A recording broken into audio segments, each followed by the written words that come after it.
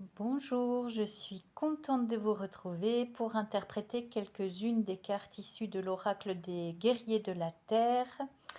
Je ne l'ai pas utilisé depuis longtemps, mais c'est celui qui m'a appelé ce matin. Commençons avec Osho, la voix de la beauté Navarro.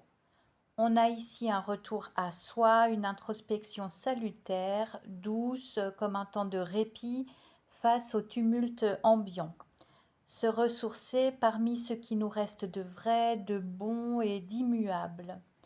Vient ensuite la carte Ajna Durga qui nous rappelle le pouvoir du bien, celui que l'on fait jour après jour, mais aussi celui auquel on assiste.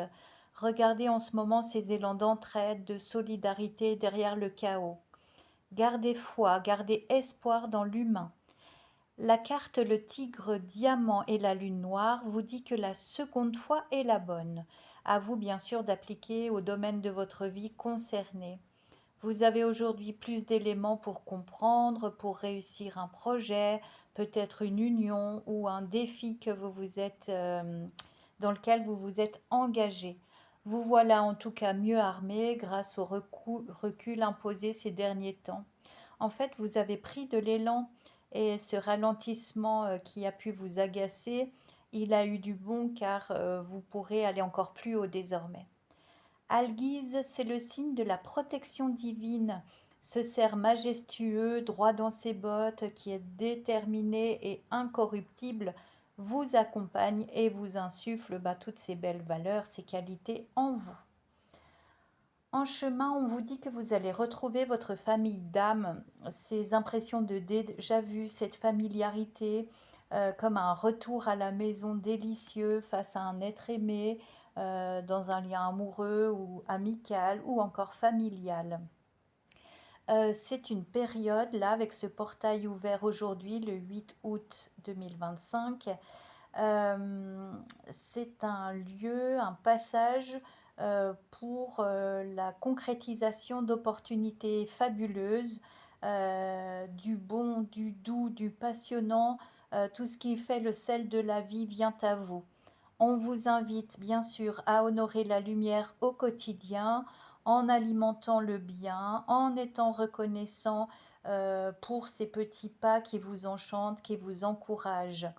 Vous n'avez pas idée du pouvoir de l'éveil de votre conscience. Sachez qu'une étincelle d'amour peut en allumer tellement d'autres autour de vous et grâce à vous. Pour ça, ne vous éloignez surtout pas de la voie du cœur, quelles que soient vos épreuves, quelles que soient les circonstances apparentes. Ne vous laissez pas impressionner, intimider. Restez fidèle à cette étincelle au plus profond de votre cœur. Elle sait ce qui est bon pour vous, elle connaît vos ressources mieux que vous ne saurez l'imaginer.